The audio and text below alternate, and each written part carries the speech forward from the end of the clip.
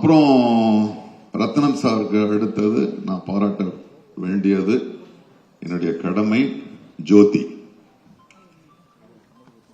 ஏன்னா வேற ஒரு டைரக்டரை வச்சு ஆரம்பிச்சாங்க. 5 வருடங்களுக்கு பிறகு அவரு வேற ஒரு நிலைக்கு போயிட்டாரு. இந்த படத்தை யார தொடர்ந்து கொண்டு போகுது அப்படின்னு ஒரு பெரிய வச்சனை அப்படின்னு போகும்போது ரத்னம் சார் சொன்னாரு, விதின்னு. விதி கிடையாது, அவனுடைய அறிவு தான் கொண்டு வந்து இங்க நிறுத்தது. இவ்வளவு பெரிய படத்தை அவனுடைய அறிவு தான் தீர்மானிச்சு. நாங்க ஒரு சீனுக்காக தயாராயிட்டு இருந்தோம், ரத்னம் சாருங்க சீனுக்காக தயாராயிட்டு இருந்தோம். நாங்கள்லாம் அவங்க சகாக்கள், நானு, சுனில், மற்றவங்கெல்லாம் 4 பேர் உட்காந்து கள்ளு சாப்பிட்டுட்டு இருப்போம்.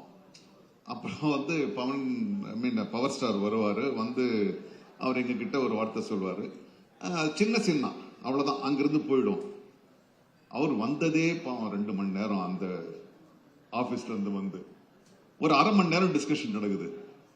சார் என்ன சார், சுனில் வேற போகணும், நான் வேற போகணும், என்ன போகணும்னா அவர் பாருங்க ஒரு பப்ளிக்கோட இமேஜ் எப்படி இருக்கணும்னு. உண்மையான டைலாக் என்னன்னா, டே நீங்க என்னடா இங்க வந்து கல்லு குடிச்சிட்டு இருக்கீங்க, நீங்க அங்க வாங்க, நல்ல சரக்கெல்லாம் கிடைக்கும் அப்படின்றதுதான் டைலாக். அவர் கூட போகணும் நாங்க. அவர் அந்த டைலாக சொல்ல மாட்டேன்ட்டாரு, சொல்லவே மாட்டேன்ட்டார். சார் ஏன் சார் அந்த டைலாக் இல்ல, நான் வந்து இப்போ வந்து நான் ஒரு பப்ளிக் ஃபிகர், ஒரு லீடரா இருக்கேன். நான் நீங்க சாப்பிடுற கல்லை விட எனக்கு நல்ல சரக்கு எனக்கு தெரியும்னா நான் குடிச்சிருப்பேன்னு அர்த்தமாகுது. ஸோ அதனால நான் சொல்ல மாட்டேன்னு சொன்னாரு. அதுக்கப்புறம் அதை எடுத்துட்டு நம்ம பண்ணாரு. ஸோ பப்ளிக் இமேஜ்ன்றது என்னன்றது வந்து திடீர்னு ஞாபகம் வச்சு சம்பந்தம் இருக்கலாம்னு தெரியல. ஓகே.